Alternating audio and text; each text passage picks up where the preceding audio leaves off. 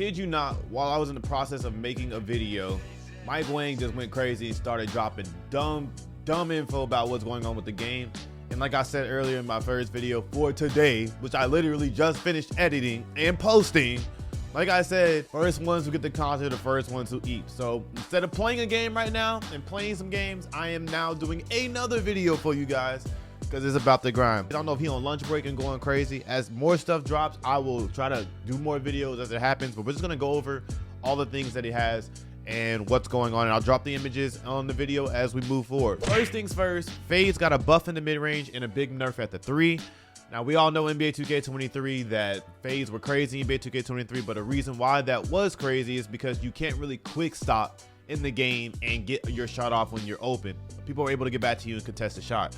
So hopefully they added in quick stops so that we can have that skill gap in the game and allow for people when they do get open to immediately take that shot and get open instead of having to fade, because fade was literally the best shot to take in the game in 2K23. All right, this guy Fly asked a question, which was, will the signature movement styles be available in my career on 24?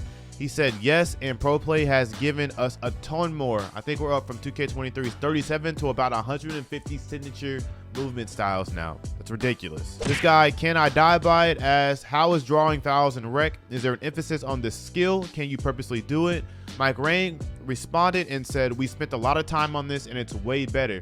If you fake and get the defender to bite, you can draw a foul and get N1s way more reliably. Good.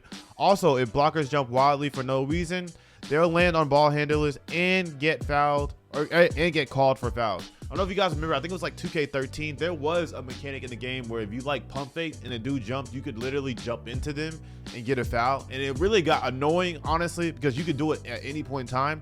I hope it's not as bad as what it used to be, but having that as a way in the game, because it is a part of basketball, is good. Guy asked, will you lose adrenaline in the half court now? And they said no, you still will not lose adrenaline in the back court, which is good. What's the difference between up and down contact dunks, which is what Lone Goat asked, and he said no difference, just a preference. Mike Wayman opposed and said your opponents and your teammates won't see your shot meter online in NBA 2K24. But this is back again. My advice is to turn off the shot meter as soon as you learn your timing. Shot meter off increases your green window size by 20%. So for those of you who still using the meter because you just can't shoot in the game, it's time to level up, man. It's time to level up. Is it green or only, or can you make whites again? We went over this in the last video. Whites will not go in Hall of Fame, on Hall of Fame, rec, or park. That obviously means pro-am as well. I'm assuming stage as well. So, A Low Post asked, what impacts shot timing stability, jump shot grades, badges, or ratings, or all of the above? It's a jump shot grade, which is what Mike Wang said. A release speed, release height, defensive immunity, and timing stability impacts all of that. Mike Wang, this is big. Okay, this is very, very big. This one right here is huge. Variable shot timing has been toned down for 2K24. Also, we changed the shot timing impact shooting attribute to shot timing stability, which is what we just talked about.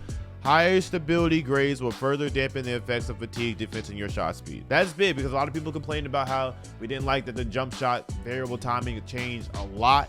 A lot of people saying we want it to always be the same, but if they've toned it down a lot, then that's good versus having to just always have different shot animations depending on how close people are to you or how not close they are to you. So that's good. For both the layup and dunk meters, if you have pretty open lane, the green window is much bigger in 2K24, but it shrinks fast the heavier the traffic. And again, on Hall of Fame and competitive online, you have the green dunks to make them.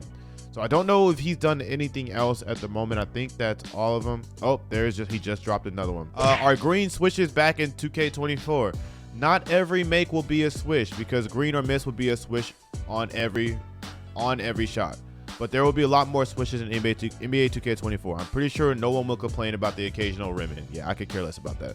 As long as my green is a green and it goes in, I'm cool. Generally, all advanced shot types, spin, step backs got a buff in the mid-range. And all advanced layups, euros, floaters, reverses, hop, spins, quick scoops got a buff too. Try to mix up your arsenal of scoring moves and you'll be rewarded. Okay, this is pretty cool. The only reason why I say this is pretty cool is because you really don't see people using floaters, euros, reverses, hops, and spins and quick scoops, anything like that. You usually don't see them doing it because it generally doesn't work.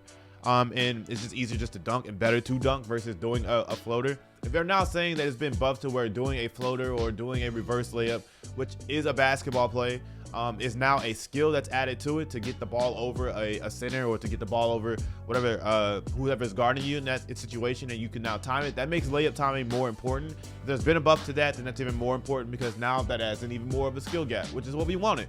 So if you see more people doing it this year and it's a viable thing, you'll see me doing it. But if you see more people doing it, then that's really cool, because now it's changing up the gameplay of what you usually see, versus it being just a jump shot, versus it being just a dunk, versus it being just a crossover and then getting a fadeaway.